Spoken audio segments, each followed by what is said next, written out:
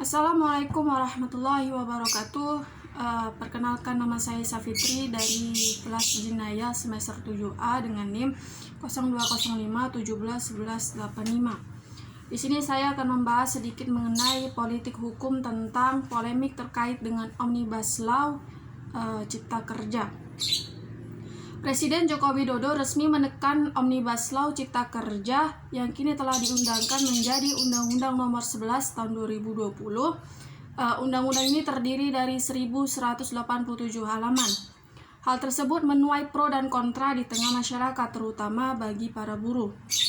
Tak sedikit masyarakat yang memandang negatif tentang regulasi ini, yang diantaranya yaitu adanya monopoli tanah merugikan pekerja dalam beberapa aspek, kemudian mengubah serta memangkas konsep administrasi, merugikan dalam bidang pertanian, pendidikan yang memiliki orientasi pasar, serta tidak adanya transparansi. Lalu apa saja poin-poin penting yang terdapat di dalam Omnibus Law yang menjadi pro dan kontra di tengah-tengah masyarakat. Di sini ada 7 poin dalam pasal Omnibus Law Cipta Kerja yang menjadi pro dan kontra di tengah masyarakat, yaitu yang pertama, UMK bersyarat dan UMSK dihapuskan. Dalam hal ini, buruh menolak keras atas kesepakatan ini dikarenakan UMK tidak perlu bersyarat dan UMSK harus tetap ada, di mana untuk tiap kabupaten atau kota berbeda nilainya. Kemudian yang kedua yaitu pengurangan pesangon jadi 25 kali upah bulanan. Buruh menolak pengurangan nilai pesangon dari 32 kali upah bulanan kini dirubah menjadi 25 kali upah bulanan yang pembagiannya yaitu 19 bulan dibayar oleh pengusaha, kemudian yang 6 bulan lagi itu dibayar oleh BPJS Ketenagakerjaan. Ketiga yaitu perjanjian PKWT atau perjanjian kerja waktu tertentu.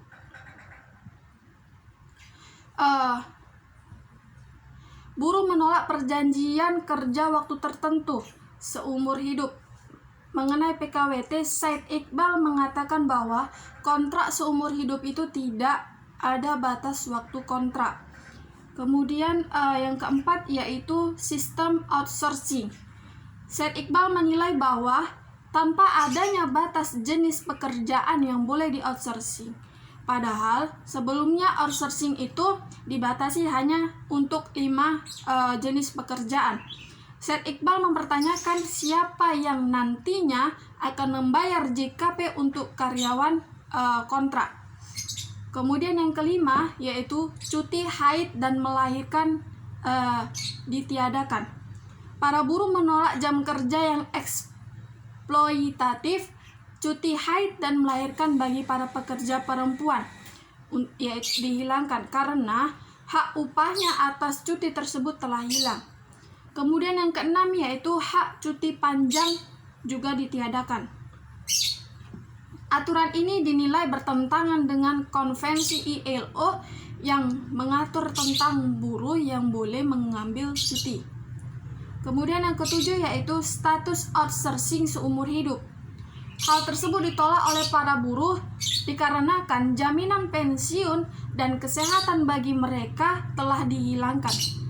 KSPI dan Buruh Indonesia beserta dengan 32 federasi serikat buruh lainnya mengatakan dengan tegas menolak RUU Cipta Kerja karena disinyalir lebih menguntungkan bagi para investor dibandingkan bagi para buruh. Oleh sebab itu, pada tanggal 6-8 Oktober 2020, para buruh beserta masyarakat, para buruh serentak untuk menjalankan aksi mogok kerja. Mengenai 7 poin dalam pasal Omnibus Law Cipta Kerja yang menjadi pro dan kontra di kalangan masyarakat, pemerintah beranggapan sebaliknya, yaitu Omnibus Law menjadi langkah strategis untuk menarik investor asing ke Indonesia. Hal tersebut dapat meningkatkan taraf ekonomi Indonesia sehingga dapat tercapai kesejahteraan rakyat. Selain itu, Omnibus Law menjadi langkah untuk mengatasi peraturan yang tumpang tindih karena banyaknya peraturan Indonesia. Presiden Joko Widodo telah menetapkan target menaikkan Indonesia menjadi peringkat ke-40 dalam bidang investor. Sehingga salah satu cara yang ditempuh dalam menunjang investasi tersebut adalah melalui Omnibus Law itu sendiri. Kebijakan pemerintah Joko Widodo itu dirasa bahwa pemerintah saat ini menutup mata dan telinganya terhadap aspirasi masyarakat mengenai problematika yang saat ini berhadapan dengan hukum dan para investor yang saat ini merasakan dampak-dampaknya itu terkesan tutup mata dengan kebijakan menjadi sangat disentral atau sangat terpusat.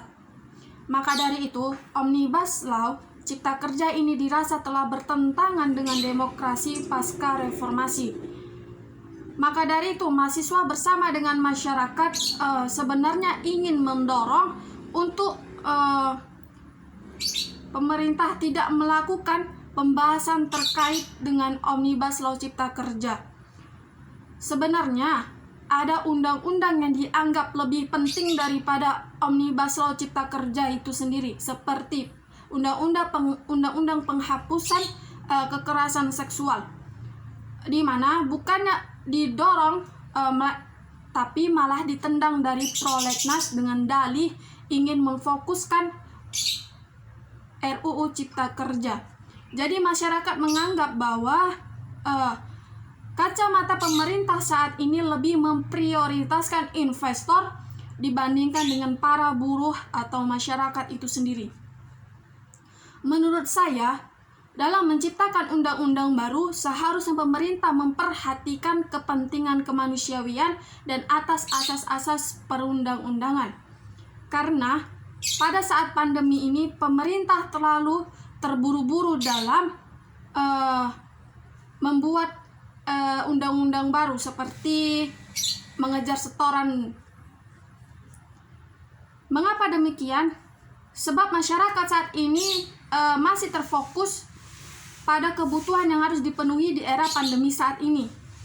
Jadi pemerintah terus mengejar target untuk terciptanya undang-undang yang baru, bukannya memperingan masyarakat, malah justru memperberat masyarakat dan